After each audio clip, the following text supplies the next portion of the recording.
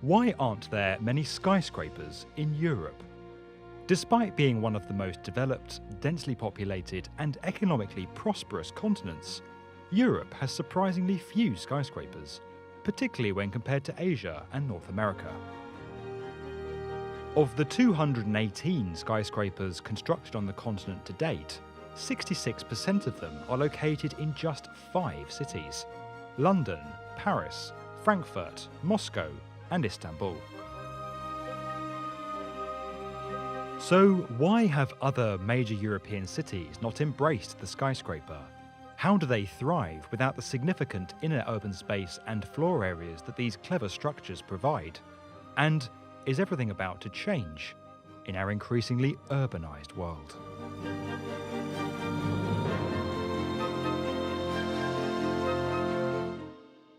When skyscrapers first rose to prominence in the 19th century, first in Chicago and later in New York, many European cities were already firmly established, with grand historic buildings and public spaces that left little room for large new structures.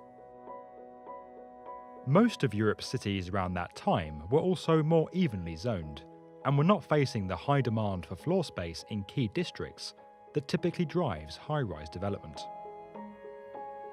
Additionally, as the power and influence of North America began to grow, a cultural rivalry emerged between Americans who saw Europe's class system as outdated and Europeans who saw some American ideals as eroding traditions and the European way of life.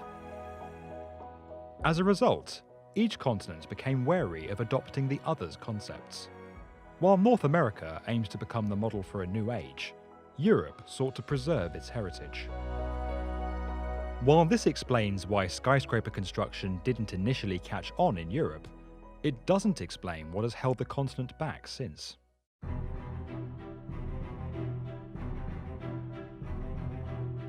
In the wake of the Second World War, many thought European cities would modernize and replicate the skyscrapers that were rising across North America. However, in Western Europe, where many cities lost landmark and historic structures, an overwhelming desire to restore what had been destroyed took hold.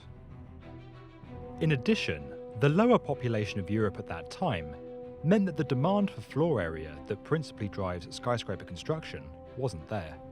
As a result, modest structures replaced buildings that could not be saved or restored. Meanwhile, in Eastern Europe, the expanding Soviet Union's rebuild effort consisted largely of mid-rise repetitive structures that sought to rehouse much of the population. It was during this time that Europe saw its first skyscrapers begin to rise, not in response to growth and prosperity, but in an effort by the Soviets to indicate their power and influence.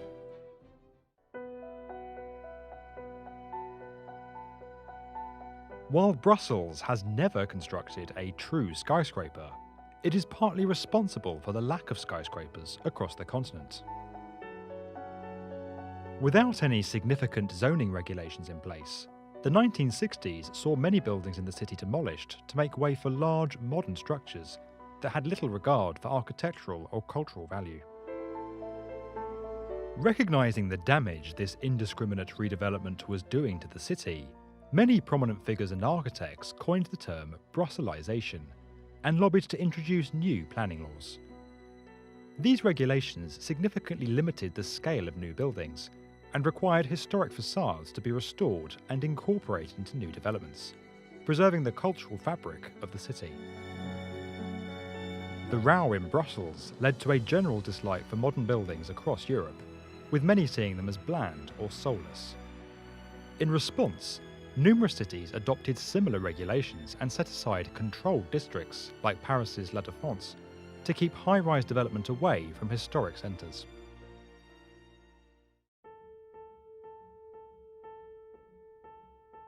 By the start of the 21st century, attitudes around tall buildings were softening across the continent, as architectural trends moved away from box-like structures towards more unique designs, and as the world became increasingly globalised. Since the early 2000s, major financial centres like London, Paris, Moscow, Istanbul and Frankfurt have seen several skyscrapers rise, as demand for commercial space in their centres has increased. By contrast, smaller European cities that have been experiencing more modest growth have turned their focus to the environment and improving living standards for citizens. In recent years, urban areas in Scandinavia and Central Europe have consistently ranked among the highest in the world for sustainability, happiness and well-being, while maintaining importance within their national economies. However, skyscraper construction in the cities of today is no longer driven purely by economic growth or the need for commercial office space. With 60% of the global human population set to be living in urban areas by 2030, residential skyscrapers are now rising in prominence, particularly across Asia and North America. As many traditional rural-based industries become automated, millions are migrating into cities and major urban areas, driving significant demand for residential space that is often met with high-rise structures. Europe is not immune to this phenomenon, particularly in such a heavily globalised world, and with the continent's desire to keep up with the progress and economic growth of China and the US. As such, Europe could witness a skyscraper boom in the decades ahead. However, with entire urban centres now being declared historically significant, and with the desire to retain as much culture and architecture as possible rightly holding strong up to the present day, the unique challenge facing future skyscraper construction in Europe is all to do with the past. If you enjoyed this video and would like to get more from the definitive video channel for construction, subscribe to the B1M.